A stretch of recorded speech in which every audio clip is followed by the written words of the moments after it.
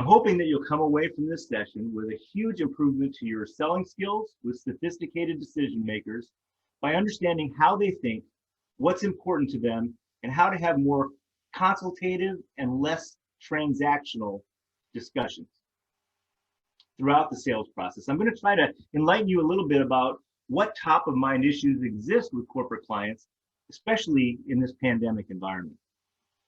And also, my Durham Consulting YouTube channel has some interesting videos on different techniques that I use. And you can also download a couple of the books I've written on corporate real estate free in PDF form from my durhamconsulting.com website.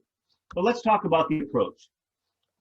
For us, the approach this evening is going to be to get inside the mind of the corporate real estate executive. And having been one, I can tell you that they struggle day to day in an unenviable position of having to please several internal and external stakeholders. It's important for you to understand that they don't always have the latitude to make unilateral decisions, and that their internal reputation, their risk aversion, and their need to stay under the radar are sometimes their biggest drivers. What they do want to hear from the service provider community is probably less than you think. I think they want to tell you more than they want to hear from you. And the fundamental issue they have is that the service provider community almost always wants to do the talking.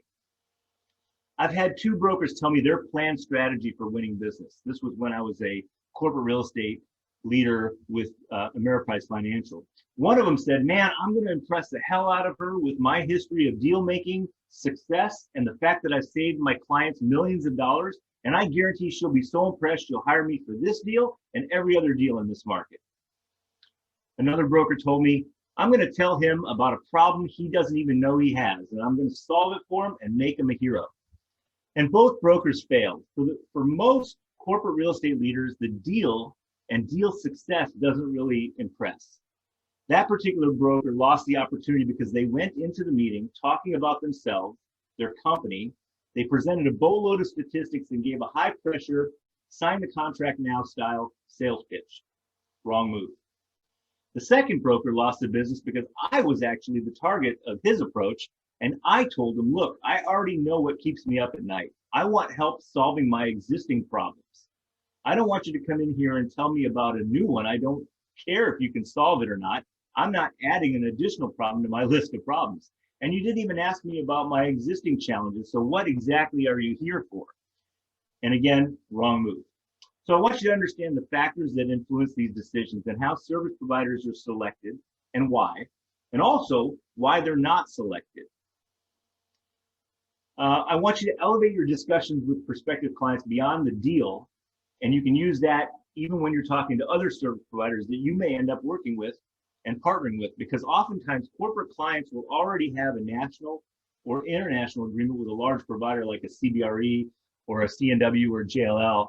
And how you do that as an independent or boutique firm to position yourselves as an equal or better go-to resource than their firm's existing resources. It's doable. So let's start at the beginning. The first thing to understand is what corporate real estate is. And this graphic is a parable called The Five Blind Men and the Elephant. Now I realize there's only 3 blind men in this graphic, but the point of the parable is that there were 5 blind men. They were all asked to describe what an elephant looks like. And each of them was standing at a different place, holding on to a different part of the elephant. The one holding the tail said the elephant is like a rope. The one touching the tusk said it's like a spear. And the one holding the leg said, no, it's like a tree trunk. And the point of the parable is that this is corporate real estate. This is exactly what it's like. Everybody knows what it is, but everybody's looking at it, or perhaps not even looking at it, with their own internal perception of what it is, and they have blinders on as to what corporate real estate means to the larger organization. They have a particular opinion and perception, and even an agenda about corporate real estate.